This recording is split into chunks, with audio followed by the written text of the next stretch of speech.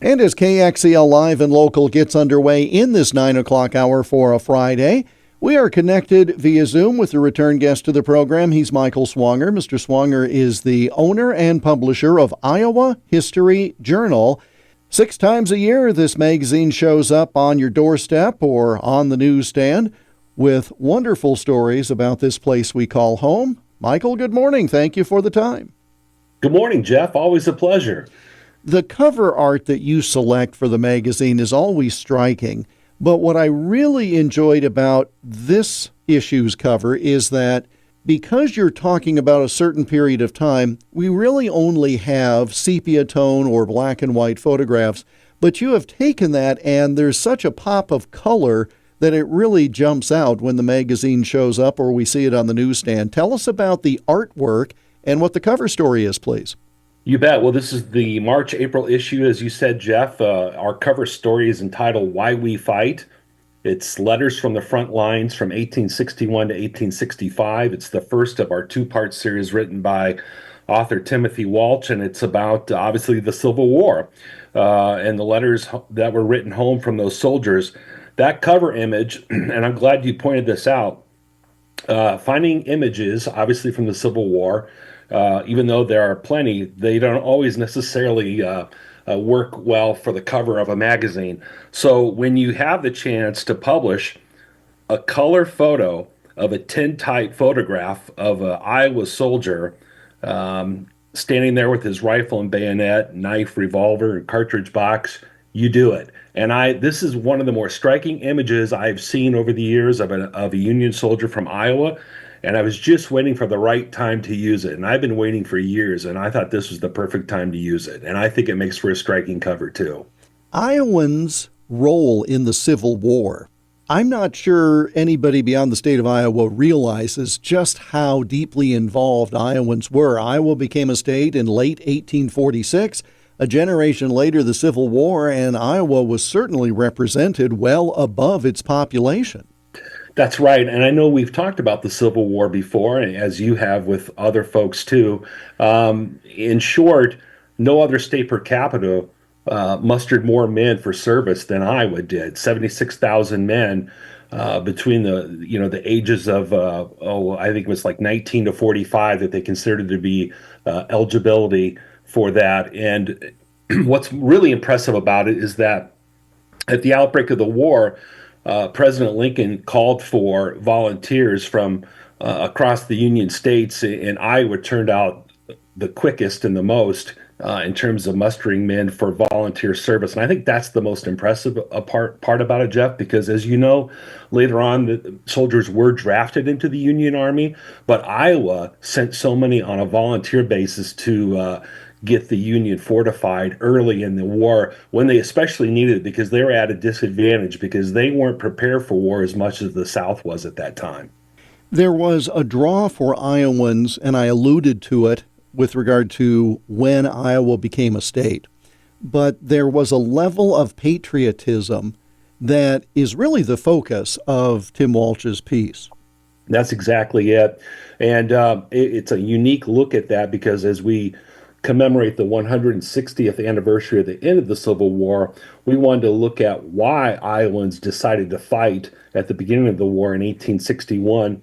And Timothy did a wonderful job of going through hundreds of letters in the state archives to find the different reasons. And there's a variety of reasons why why Iowans showed up for the war. To begin with, the idea of fighting the South must have seemed exciting and romantic because few Americans, Iowans included, believed that the rebels could withstand the might of the Union Army at the beginning of the war. Many believed that the war would only last a few months. So it's not surprising, therefore, that the first call for soldiers from Iowa were those who were young men seeking adventure. Now, other young men joined for other reasons, from the patriotic, the humanitarian, and economic reasons. There are also several letters written by Iowa soldiers written home who wrote that their regiments had voted to support President Abraham Lincoln and his Emancipation Proclamation. And then still others fought for the principle or the profit, because you have to remember at this time, I mean, life was difficult. Making money was difficult. This was a guaranteed income for a lot of young men who didn't know what they were going to do with their lives. So this was an opportunity to make a living and to serve a moral purpose of higher ground that they were seeking in their lives. You know, of all the reasons, this is what Timothy wrote, of all the reasons for joining the army, however, none was nobler than the belief that service to the nation and to one's state was a fundamental responsibility of citizenship. Thus, for more than a few Iowa soldiers, the reasons for fighting were caught up in their sense of identity. There would be no inner peace for any man who would shirk from this responsibility. And I think that really sums it up quite well, the sense of duty that Iowans had. And again, as you note, there are diaries, there are letters that were sent, contemporaneous accounts, and even a well-known diary that has been circulated previously. The diary was constructed from notes taken contemporaneously by the soldier. And so you really can't get much better than a source document written at the time with everything going around. That's the fullest context you could possibly imagine. That's right. And the diary I believe that you're referring to is from Cyrus Boyd from 1861 to 1863. He was with the 15th Iowa Infantry. And Tim has some wonderful excerpts from his letters throughout the story. One of his, there's a couple I want to share with you, not necessarily from Cyrus, although his are throughout the story. One is, for example, we have an illustration of the siege of Vicksburg, and there's a soldier from Oskaloosa named Benjamin Stevens who served with the 15th Iowa Infantry at Vicksburg, and he once wrote to his mother, "Every man that feels that he is accountable to a just God for the deeds done in the body should give himself as a willing sacrifice to his country in this, her hour of need." That's just one example. There's another soldier, Philip Good from Glenwood, who served with Company F of the 15th Iowa Infantry at Shiloh, obviously the most bloody battle in 1863. And in his diary, he wrote, "Horses and men dropped on all sides." His regiment lost 32 commissioned officers in the battle at Pittsburgh Landing. That was the battle, and you and I have discussed the Battle of Shiloh in the past, that really set the tone for the war. It was early in the war, and it gave everyone in the nation just a sense of just how deadly and bloody and costly the war was going to be. So we have all these wonderful examples of Iowans who were there in the thick of the fight on the front line, sending their thoughts home about what they saw, what they encountered, and what their beliefs were. It is the cover story in the March-April issue of Iowa History Journal. It's entitled "Why We Fight: Letters from the Front Lines," written by the historian Timothy Walsh. This is the first part of the two-part series that will continue in the next issue. Michael Swanger of Iowa History Journal joins us to continue the conversation on KXEL. IowaHistoryJournal.com. If you subscribe, well, you've got to sign up before the end of the month in order to have your subscription start with the next issue, which is May, June. But if you'd like to start with this one, there's a way to do that as well, is there not? All you have to do is add an extra $2 so we can just cover the postage and send it to you.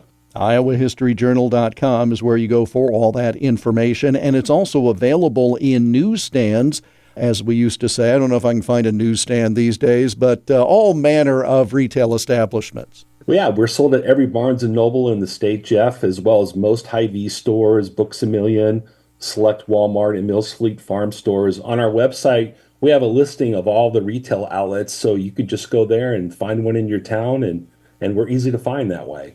Subscribe to Iowa History Journal, and then when you are just overcome by the amount of material you get that month, you can go to the store and get the second and third copy for friends. That's just me talking. That's not a solicited endorsement.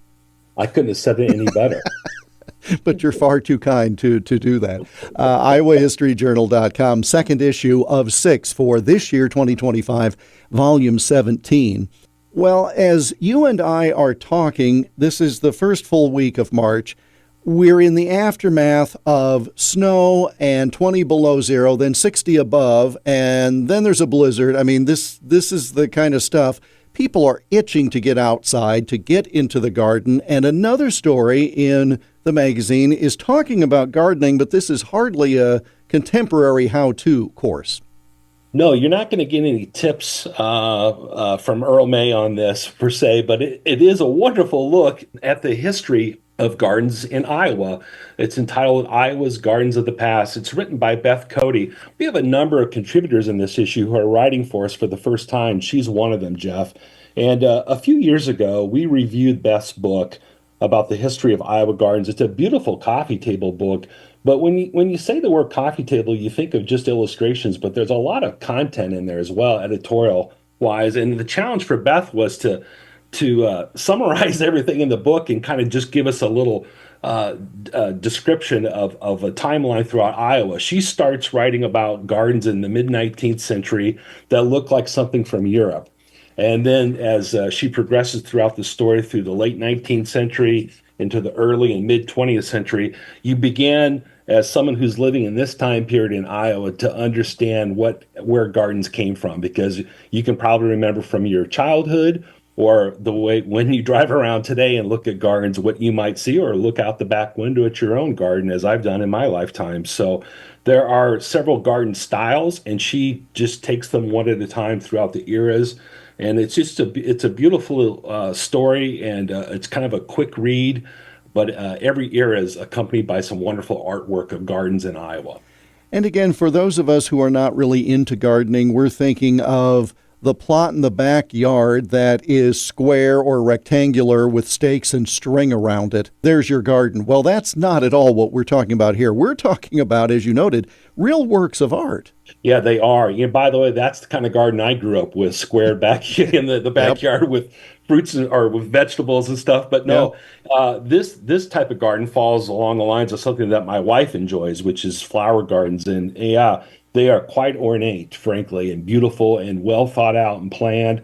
And they're a lot of work. And anyone who's spent the kind of time that people have, especially in the ones that are included in this story, you really have an appreciation for the artistic sense of it as well. Michael Swanger is the owner and publisher of Iowa History Journal magazine, 6 times a year. Brand new issue out for March, April, iowahistoryjournal.com. We'll ask Mr. Swanger to stay on the Zoom line, and we will continue with a preview of this month's publication after we take our bottom of the hour break. Now, this does include the opening markets, a Bloomberg Money Minute, our daily recitation of the Pledge of Allegiance, and much more as we continue in this 9 o'clock hour on a Friday on News Talk 1540 KXEL, where Iowa comes to talk.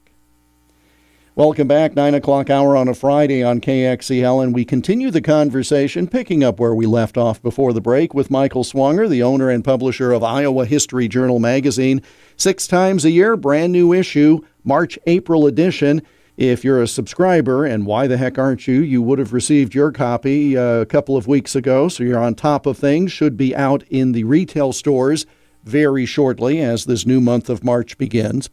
I'm not aware of the Adel State Bank robbery, or at least I was not aware of it until I picked up the current issue. Tell us about this. Well, Jeff, I was not either until actually I stumbled across a book written by Mike Flynn, who is contributing for the first time to Iowa History Journal.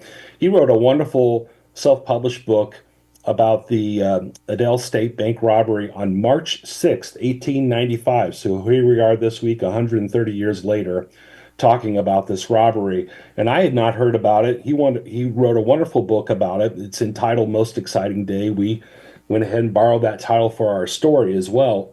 But if you are someone who really enjoys action, true crime, there's no fiction here at all, but it's really a riveting story. It's a fast read in terms of, and yet it's so detailed, the account of what took place that day.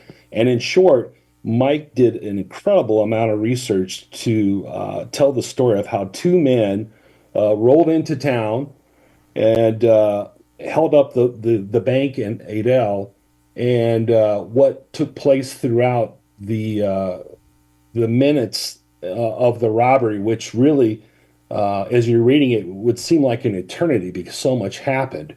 And it's a fantastic, fun read about all the details that took place. The two men, the two culprits, Charles Crawford and another guy named Orlando Poe Wilkin. And there's everything intrigue in terms of their decision to pick out the bank, their encounter with the teller, shots fired, people wounded, and then it all kind of comes to a head later on. There's some vigilante justice thrown in there too. It's a thrilling story to read. You have to know there's going to be trouble when one of these perpetrators carries the nickname Rowdy. When that's your moniker, nothing good happens, does it? No, it doesn't. Not, you're right. It's well, not only that, but the story made headlines in Iowa, but also made headlines across the nation because it was so heinous, the act of what took place, and those types of stories were like wildfire. They just spread across the country in no time, and it was in every major paper you can think of the day after. And one of the interesting aspects of this story is that when the robbery took place in the bank downstairs, there was a young attorney who had an office upstairs. His name is George Clark. Well, those who know the history of government in Iowa know that George Clark went on to become a two-term governor of Iowa from 1913 to 1917. What's more, he became the grandfather of future University of Iowa football player and Heisman Trophy winner Niall Kinnick.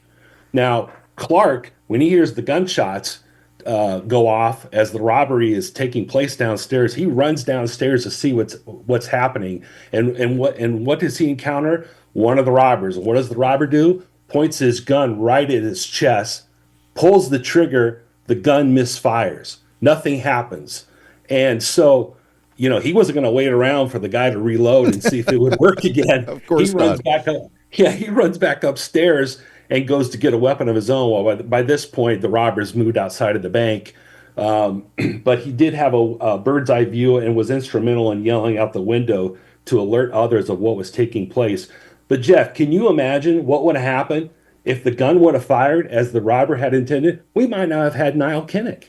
George Clark would not have been governor, would not have given birth to a daughter who would marry a Kinnick, and there you go. That's just fascinating. And it just shows you how important history is because, again, with one twist or one little change, and I love, and I don't want to give any more of this away, but when one of the perpetrators goes up to the teller and says, I want to make a deposit. Yeah. Could be nothing further from the truth. That deposit turned into a major withdrawal with gunfire, etc. So that is a story entitled Most Exciting Day, the true story of the 1895 Adel State Bank robbery. And that's in the current issue of Iowa History Journal. I'm also intrigued by how you learned of a story about a mathematician who has Iowa ties and was so influential, but I dare say, once again, even those of us who think we know something about Iowa history, we're going to learn something in this story about Oswald, is it Veblen? Is that how you pronounce it? Yes. I'm with you, Jeff. I was pitched this story about a year ago from a gentleman named Loyal Rue, who's a professor. And he had sent me just a brief description of Oswald about a year ago. I looked into him. I thought it was interesting. But there isn't much online to be found about him.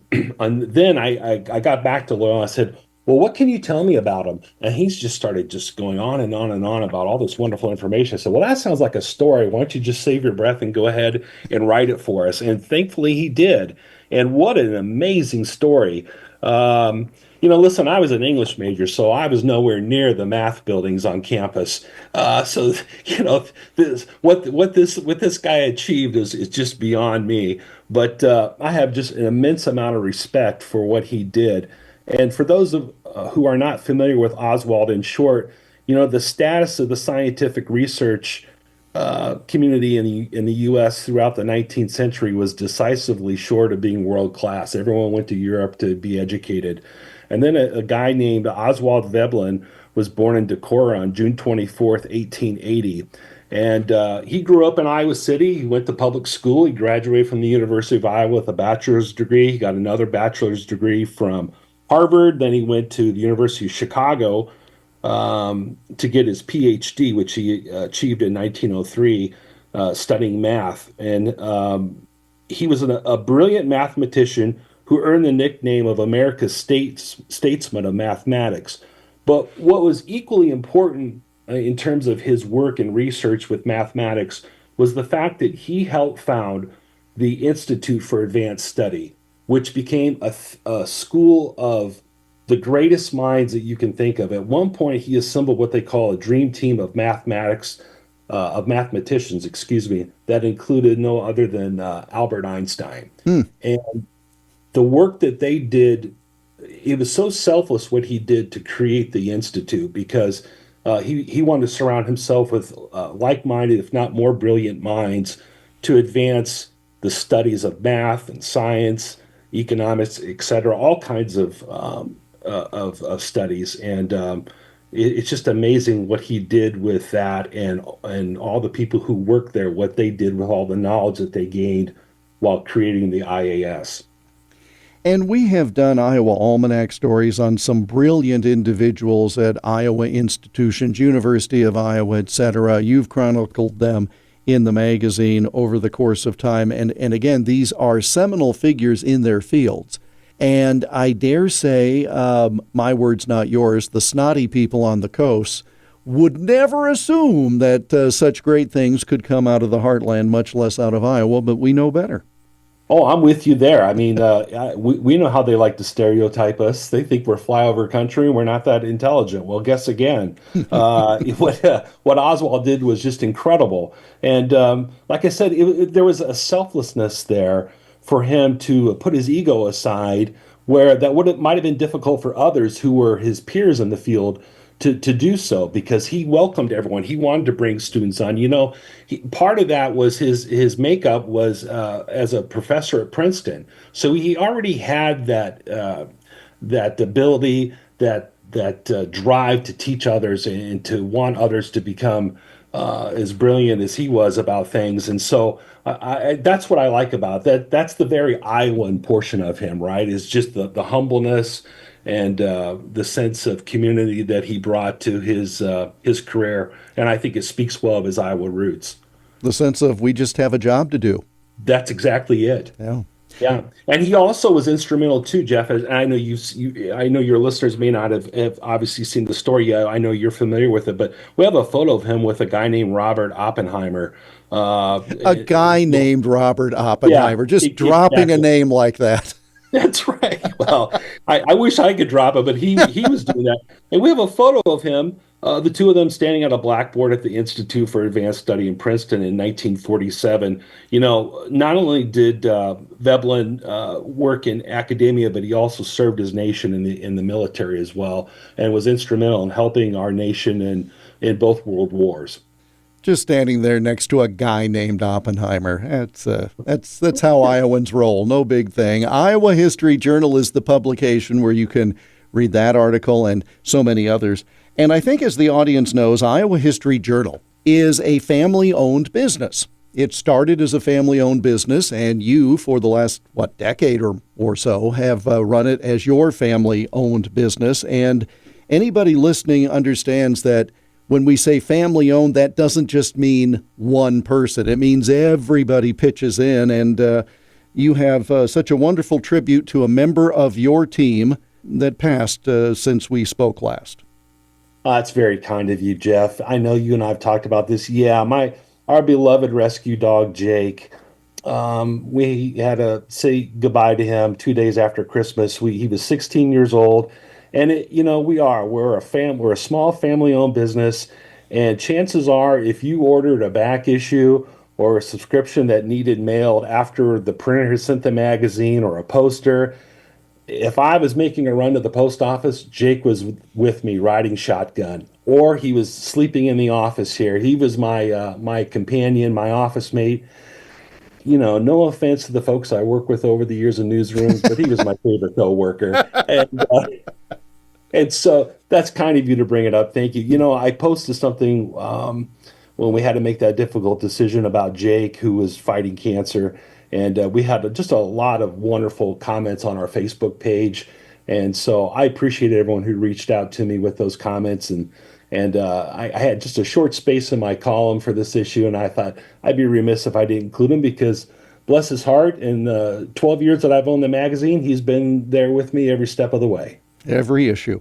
When you work out of home, or if you have an office where your favorite furry friend comes to visit, there's no better way to calm you down when the computer blows up, or when, in your case, an author like me doesn't turn the story in on time, and so you're gnashing your teeth about deadlines, and the dog can sense it and comes over, and then everything is right. I mean, that's just a wonderful thing to have, and what a great loss. But obviously, he got you through the first dozen years of your ownership of the publication, and I don't see that you dressed him up much, which, kudos to you. I'm not a big fan of putting clothes on pets, but I do see a wonderful photo where apparently you loaned him your eyeglasses for some serious reading, and that is about the most precious photo I can imagine.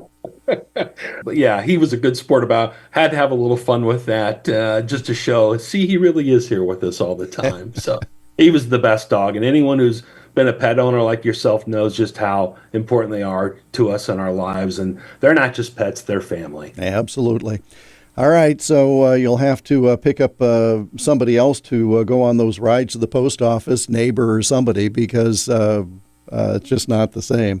What is the same, though, is that 6 times a year, that's one of the more awkward transitions I've ever done in 45 years behind a microphone. 6 issues a year of Iowa History Journal. And it's iowahistoryjournal.com. And once again, if you'd like to pick up an issue at one of your favorite retail establishments, there's a whole list on the website, but among the broad categories are what? Barnes & Noble, Hy-Vee, Books A Million. That pretty much covers it. I always check the Barnes & Noble in Waterloo, and they never disappoint. It is there. Mr. Swanger, thank you so much. As always, we will speak to you ahead of the next issue, if not before. Looking forward to it. Thank you, Jeff. Michael Swanger is the owner and publisher of Iowa History Journal. Brand new March-April edition is just out. Learn more at iowahistoryjournal.com. And he joined us via Zoom so you could hear the conversation now in this 9 o'clock hour of a Friday on News Talk 1540 KXEL, where Iowa comes to talk, and the home of the 2025 Great Eastern Iowa Tractor Cage.